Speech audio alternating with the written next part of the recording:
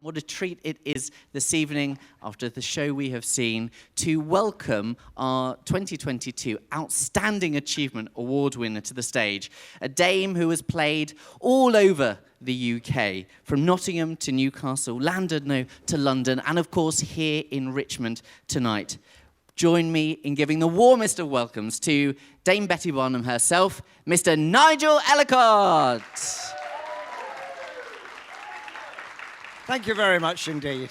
Right. First of all, my fee. Very important. Do have a sip. Do have a sip there, Nigel. Cheers. Merry Christmas. You know, it's amazing, Nigel.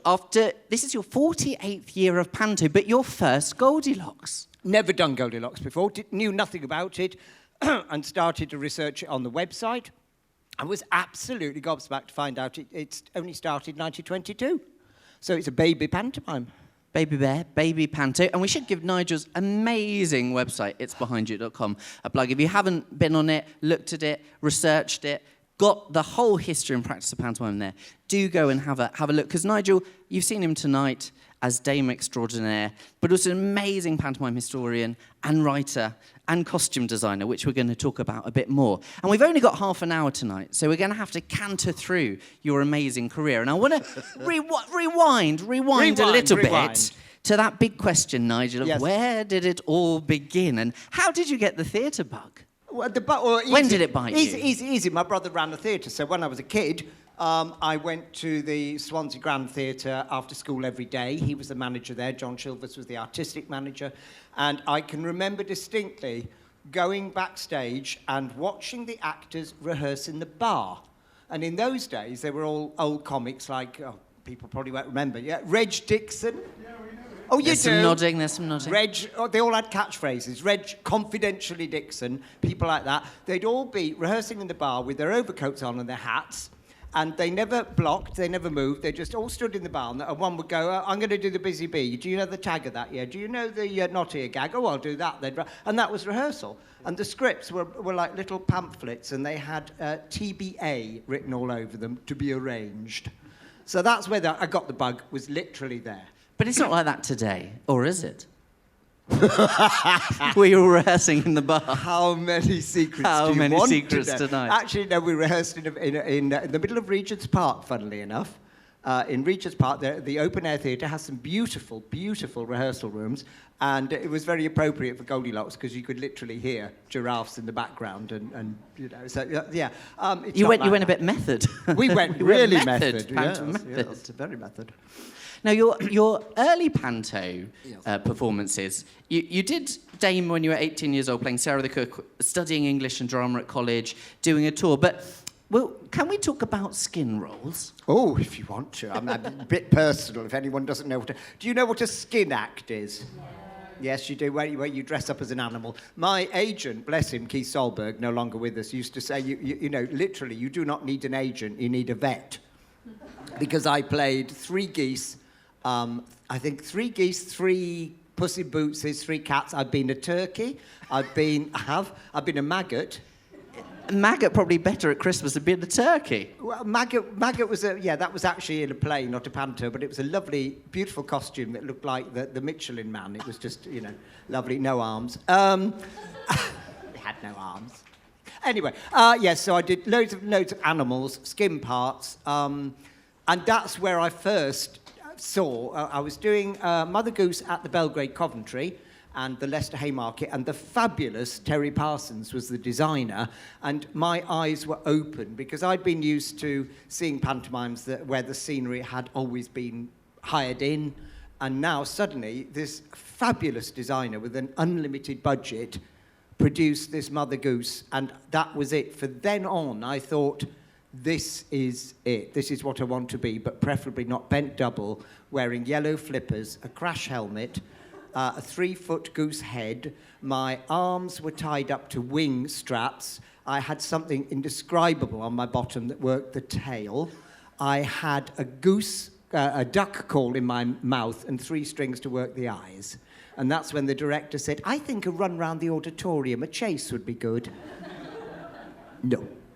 That's the magic of pantomime there, Nigel. You bringing that joy. Oh, give me the wine. 1981 is quite a big year in sort of the next chapter, isn't it? Because thanks to your agent at the time then, Barry Stacey, you met somebody very important that I did. you did 28 seasons together, Yeah. not as a goose, not as a maggot, but We did this very building. I can't quite remember when, but we were here 35 years ago. That was the amazing Peter Robbins. And Peter was my pantomime partner for, as you say, 28 years. Not just pantomime. The amazing thing was we do pantomime and then we go out and tour with Pinocchio. We did Wizard of Oz. We did all sorts of plays, Wind in the Willows. So we were literally a double act for 28 years. Then we took the Panto Roadshow out, 28 years. It was amazing. And in this in this very building, very quick anecdote. In those days, I was commuting. I took the North London link. I could see the weather. I thought, it's not good. I'll go early. I went really early, and our train got snowbound in just outside of Stratford East in London. And I panicked. I got out in a snowdrift. I got a cab. I arrived at the old stage door here, which isn't where the new one is, dripping wet. The door opened, and I could hear Bill Owen, last of the summer wine, improvising, because it should be me, Peter in full makeup and costume at the stage door going, "Don't worry, dear, don't worry, it'll be fine, it'll be fine." And literally, as I walked through, a lady put a costume over my shoulder, they dropped a mic down my front, somebody went bleh with lipstick and a wig on my head, and I came onto the centre of this stage with Peter, and I dripped. Literally, snow and ice, because I was still wearing my street clothes. I was literally dripping snow and ice on the floor. So Peter was my saviour. He was my, oh gosh, just, we bounced off each other for 28 years. We got together by Barry Stacey, who put us together and thought we might get on with each other. My goodness, did we ever.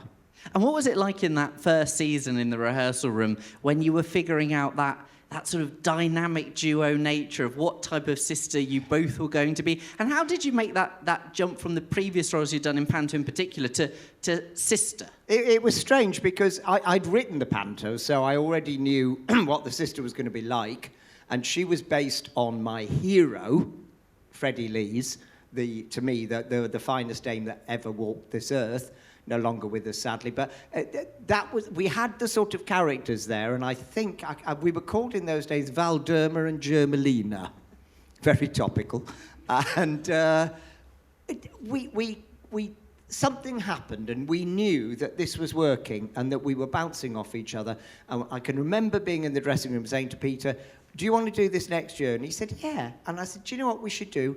Let's put some money in an envelope every week, put it away, and then at the end of the season, we'll get some costumes made and we'll present ourselves in the manner of people like Grandin Mars, who were the two big ugly sisters at the time, Burden and Moran again." So we said, we'll go as a package, and Peter went, okay. And that was quite a commitment. We had no idea it would be 28 years.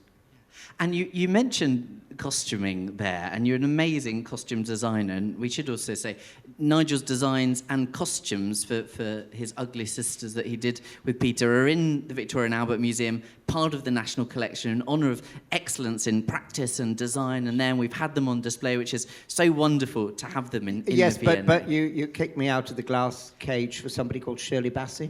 I know, but you know... I've never forgiven you for that. From one diva to another, Nigel. What did she do? Who is she? Has she done Panto? And the audience went silent. I mean, we'll get back to you on we'll get back to you on that. You know, the sisters, they needed a rest. They'd been performing for that time. Tell me about it.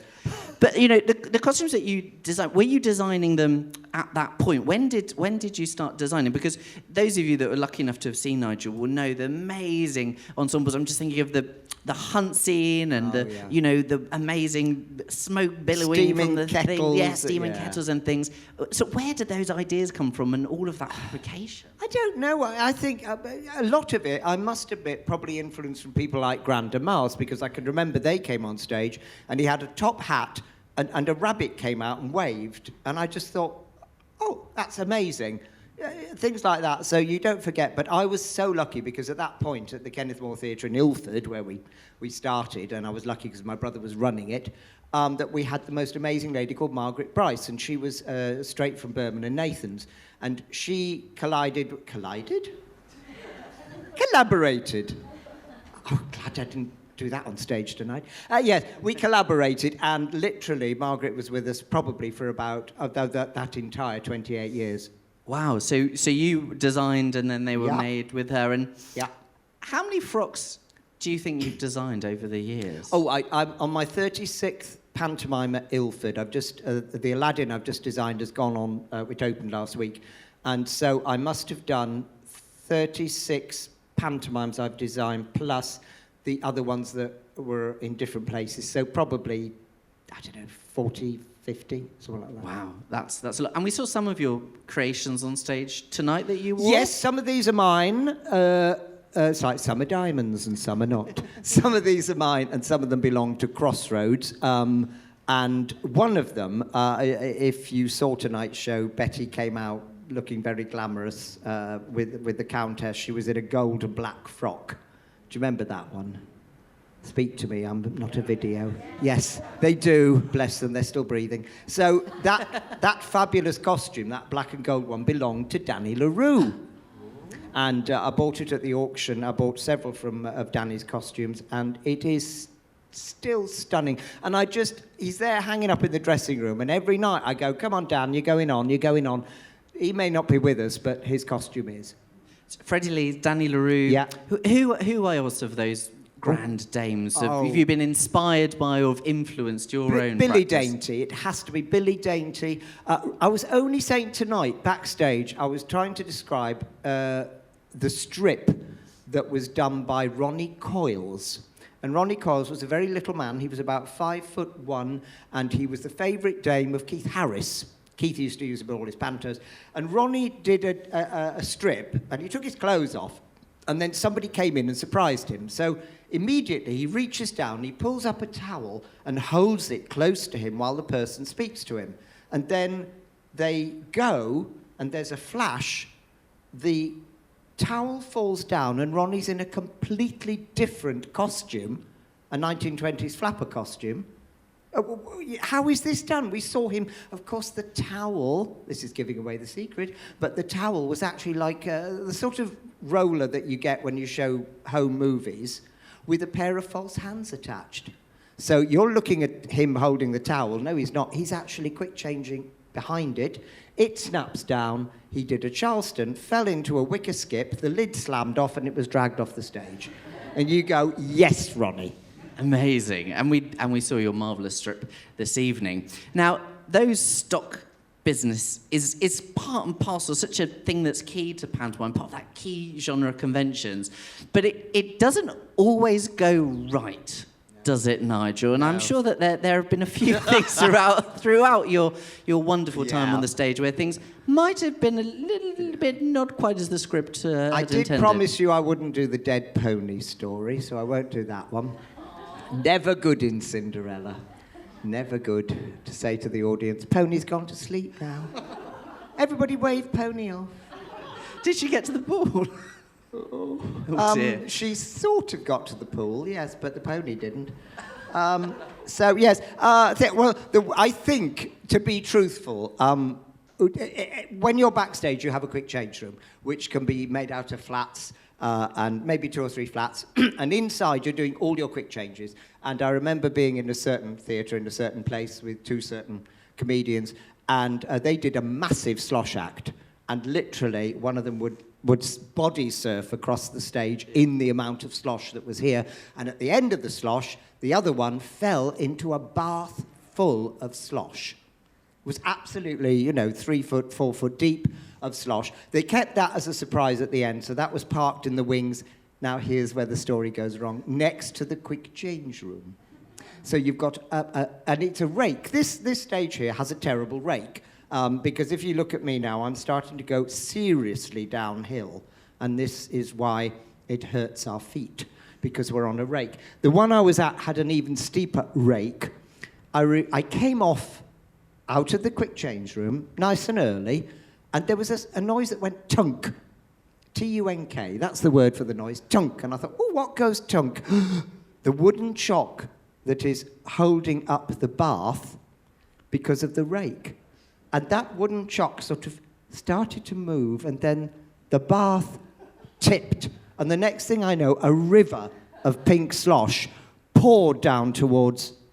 We were literally in the wings. It was pouring down in the wing. And the stage crew were going mad because they're going, oh, my God, what can this man do at the end of the act? He hasn't got a bath to fall into. The bath's empty. What are we going to do?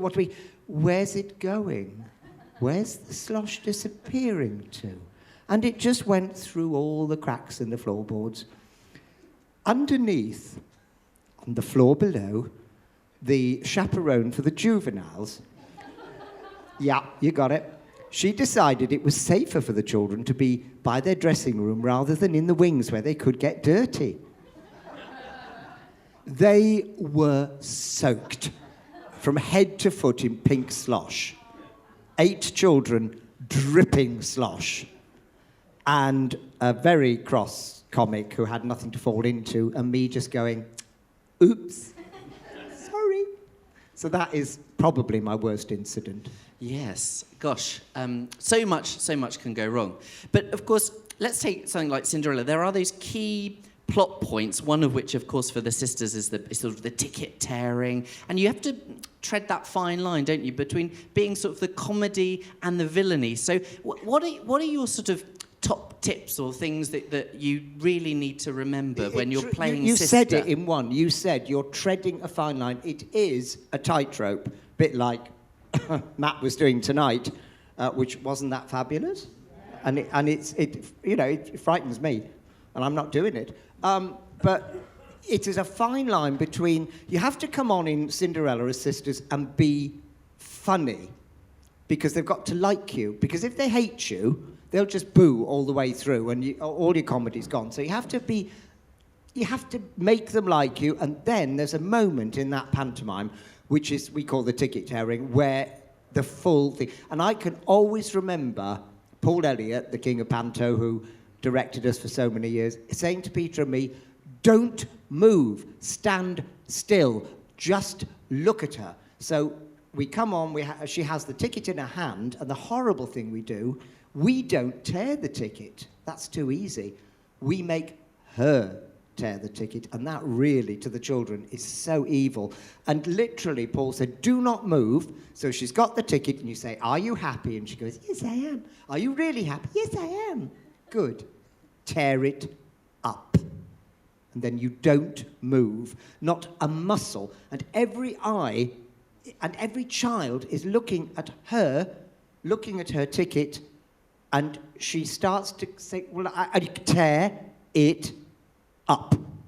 And the moment she tears that ticket, those children hold the grudge till the ballroom. You come down in the ballroom looking gorgeous, looking wonderful, and get booed. And you think, why the... Oh, of course, yeah. Forgotten the plot. I was having tea. I'd forgotten we tore a ticket.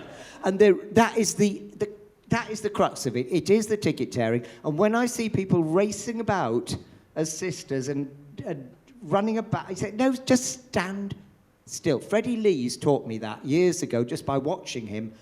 If you want to be a dame that they look at, stay centre and don't move. So that's it. Because there are lots of different types of pantomime, but there are some key things that make a good pantomime, and in certain titles there are those key aspects, like in the ticket tearing scene. And obviously, you've written many a panto, Nigel, and they've been performed all around the world. I mean, what are your key ingredients for a good panto? What should a good panto have? Truth. That's it. If the actor doesn't believe in what they are, because it's a ridiculous thing we do for a living.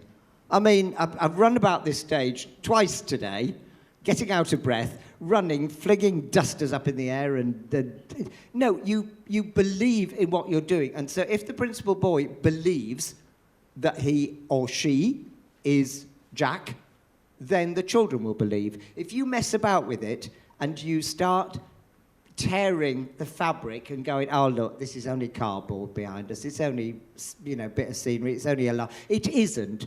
For those children, it has to be... We're in their world of fairy tales. How dare we not be real? So I honestly have to say to you, it's truth. You have to be real. And there is a big, I suppose, responsibility but sense of pride that the audience is one of the most diverse and inclusive of all performance types in the UK, but it is also our opportunity to capture the next generation and that imagination, isn't it? Everybody, I mean, it's what we call a common phrase now, is anybody who's interviewed says, oh, it's a child's first pantomime. But it truthfully is. If we grab that child at the age of 6 or 7, and they go away loving the experience, and most of them actually, we forget that they actually are enthralled by when the auditorium goes dark. That to them is like, oh my, they didn't know that was going to happen.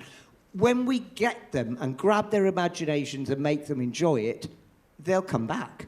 And generations will... Now, in this pantomime, are we doing all right for time? We're absolutely fine. We're good for time. No, you're fabulous. I waffle for Britain. This, to me, is a family pantomime, not because of the audience, not because of the show, but because of some of the cast. I'm here with Lucy Connolly, playing Baby Bear. Now, Lucy, you may not know, is Brian Connolly's daughter. And she's hugely talented. And I did 5, 6 pantos with Brian, and he used to bring the kids with him, and they'd be in his dressing room. So little Lucy, age 6... used to come in my dressing room and do the name of the man for me. She'd sort all that out. And she used to... she had a little Buzz Lightyear suit, which she used to wear in the finale. And she'd go on stage, and she'd be in the finale with all the kids, and Brian would say, little girl, do I know you? And she'd say, no, Daddy. Bring the house down. So Lucy is doing her first panto with me. She now sent me a little card that says, here's to our second panto, because, of course, she was 6.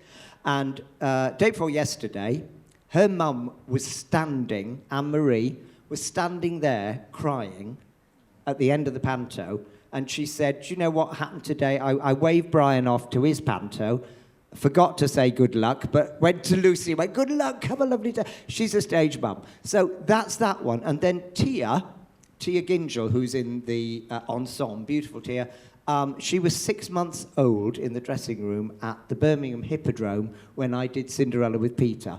And her mum and dad, Paul and Sue, brought her into the dressing room, sorted out a babysitter, and she was there for the run. So she's done panto with me before. And it's family. So now we've got this generation of performers, but we've also got this generation of audience. The granddads, possibly, some of the granddads probably saw me here in whatever date it was. And they were your boyfriend then as well? Absolutely. And I was still taking my clothes off. Continuation, tradition, that's what it's all about. In one. And you above all people know about this, because everything you do is about the tradition of, and the history of, and the preservation of pantomime. So, you know, and what could be better than this, Matcham building? I know, beautiful, Vin. You can't see where Matcham finishes and the circus begins. It's just glorious. It's amazing, isn't it? And so let's go... we're here today. It's Goldilocks. You're in Goldilocks for the first time, Dame Betty Barnum. And I think this is the 13th year of you playing Dame in that chapter. Peter sadly passed away 2009. Gosh, yes, you're right. I don't even think of... Yes, yeah. It is, yes. And then you start out in Snow White, back at Ilford, don't you, as your Dame? Yes, because Michael Harrison, who runs Crossroads, said to me, Peter had died and we were booked for Wolverhampton. And I always remember that because at the funeral, lovely... most of the staff of Wolverhampton came, which I thought was lovely because they'd never actually met us. So he said to me, over dinner at the Ivy, I'm not easy. You're just getting the rosé tonight, no? Exactly, yeah. Oh, come on. There is an Ivy in Richmond. There is. So, he took me to the Ivy and said, right, what do you want to do? Do you want to do Sister with somebody else? And I said, no, thank you. 28 years with the same person, no. What would you like to do? I'll give you Dame with Shane Ritchie. And I said, no, it's a lovely thought, but I want to go to Ilford. I want to find my Dame. I want you to come and see it. And if you like it, book me. If you don't like it, doesn't matter, I'll stay at Ilford. I don't care. So, and I really didn't, because at that point, you know, Sister was finished. And so many people came to Ilford, I just couldn't believe it. And to this day, I still remember gorgeous Barbara Windsor backstage with our mate Anna Karen, and them going, darling, you need to do Dame. And I said, okay. So yeah, it was a funny transition, but I don't even mentally think it was. Really, was it that long ago? Yeah. Wow. It was. And so that season you were sort of finding your Dame. Again, another different chapter from playing Sister. How do you describe your Dame today, and what maybe little bits of Sister are in there, and what has allowed you to embrace a new character and a new persona? Somebody said I was quite I wasn't a cynical Dame, but you couldn't pull the wool over her eyes. I think maybe that's a bit of the Sister in me, that she's nobody's fool, especially in things like Jack and the Beanstalk. I also... I don't know. It's all to. I always go back to Freddie Lee's again. I've just thought about something about family. Sitting out there is Lee Redwood. He's sitting there on the end, pantomime Dame there. And Lee, how old were you when you first came to see me? 9. He was 9 years old. I can remember his parents bringing him back. And then about 2 years later, I think he came back again. And you had a little bow tie, a nice little suit. And... literally, Lee has been to see me probably in every pantomime, and then he started to do Pantomime Dame, and then he started to write and produce pantomimes. I sort of feel that it's sending it on to the generation to come. I really do. It's circular. And you're a great supporter of encouraging people and getting them into panto and being with them, and there is this camaraderie between... I mean, you've worked with so many people, June Whitfield, June Brown, you mentioned Brian Connolly. On this very stage, Annika Rice. Annika Do you remember Rice? Challenge Annika? She sailed down on a rope to the middle of this stage. That was her entrance. Wowzers. So from Annika Rice's entrance that you'll never forget, to, I mean, those amazing people that you've worked with, do any of them stick out? Obviously, you don't have favourites. Oh, yes, absolutely. I was asked this the other day. I have to say, first of all, Matt Baker. Matt Baker, you stick out to me because you're fabulous. I mean, it's just fabulous to watch a man do everything. He's kind of like, you go, you can do it all. This is amazing. But going back into the past, there has to be, for me, probably 2. One of them is Dame Hilda Brackett, as in Hinge and Brackett. Patrick Fife, he came along to rehearsals as a last minute because the lady in a lower low, this is where the age starts, she played Renee's wife. Carmen Silvera? Carmen Silvera. She was booked and she had to do the Palladium. She backed out. Dame Hilda came in and said, OK, I will do it on conditions I write my own material. And along came Dame Hilda. And literally, he said in rehearsals, I'm going to sing The Night is Young by Sigmund Romberg. And we're going like, Peter and I go, really? Oh, this is going to be fun, isn't it, for the 6-year-old? Sigmund Romberg, yeah, better. So these 2 cynical dames going, yeah. And Patrick being a bit cynical at us because we're wearing frocks. So and then this friendship happened that was just ridiculously friendly and lovely. And Patrick was real, and his fairy godmother indeed did sing The Night is Young to Cinderella. She cried every night. We stood in the wings and cried every night. And the audience cried. It was true theatre magic. I've never seen anything like that. That was one. I think, above all, that's... The second one has to be watching Robin Cousins on an ice rink in Cinderella that came up on the stage, and Peter and I would literally... We used to leave the stage every day because we'd torn the ticket, we're not into the ball, and every single day of 28 years, Peter would say, "Kettle on Doris." I have no idea why, but he got "Kettle on Doris," off we go. So off we'd go, but not when Robin Cousins was there, because we would literally sit and watch the ice skating. That was magic. And now, I said to Matt Baker about 2 days ago, I said, I wish I was out there, and I wish I was 9 or 10 to see this. The juggler, the magician, the doves, just, you know... But I don't, because I'm changing my frock. Yeah. I'm not seeing anything. You can't be everywhere, Nigel. And I mean, that I mean, you both were fabulous. I saw you both in Woking, and then saw Oh, Robin don't doing name drop. doing Stop that name there. dropping. No, not working. So let's talk about some Name That Dame.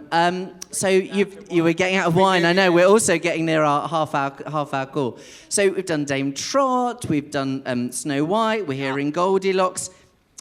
Are there any dames you'd still love to play? I mean, we need to go full circle, surely, from Priscilla to Mother Goose. Nah. No? Doesn't appeal to me. Doesn't appeal to you? No, I'll leave that to Sir Ian. He's done 2 pantos, hasn't he? Yes. Yeah. He's given his twank, and now he's doing Mother Goose. He's doing his Mother Goose. No, I like... If you said to me, you have to do one dame only, it's Twanky. Yeah. It's got to be Twanky. Because the scene between her and Abanazar, chatting up, it happens twice in the panto, is magic. And to me, I think that to me is the most fun dame, Twanky. So we are, sadly, at our end of our half an hour. But I want... You have to go, I know. But I want to ask the big final question, Nigel. You know, pantomime, we've had it for, you know, over 2 centuries. Here, oh my goodness, tonight, it's live. It's alive. It's an amazing genre. We love it. It's evolving all the time. It's a multi-million-dollar question. What is the future of panto? Oh, right. Well, at the moment, Michael Harrison has got a very good eye for bringing back the old. Now, Goldilocks had died out. Quite honestly, the last one I remember was with Frank Bruno. So he's bringing back these titles, Goldilocks. He's doing Pinocchio in Newcastle. He's going to do Humpty Dumpty at some point. I wonder if somebody dare to do Goody Two-Shoes. Because nobody knows what the hell the plot is of Goody Two-Shoes, but it was a hugely successful panto. So I think the future is in the hands of somebody like Michael Harrison, who is going to bring back, because certainly he's brought back the variety element to panto, which we all knew in the 40s, 50s, and 60s. I think that's the future, is that it's going to be those titles. Let's hope they never bring back the Bluebeard. You know, a panto about a man who murders all his wives. Bit tricky. Act 2 a bit messy. But, yes, I think that's the future, is these old titles are going to come back and really sock you in the eye. And I think that's the joy, isn't it? We can learn so much from the past, from the history, from the traditions, from the practice. Tonight we've only had half an hour with Nigel. I mean, just the knowledge, the font of all pantomime. An amazing performance this evening, Nigel. Thank you so much for joining us. My pleasure. I think please join me with a huge round of applause for Mr. Nigel Ellacott. Thank you. Thank you. Very kind. Thank you very much. Thank you.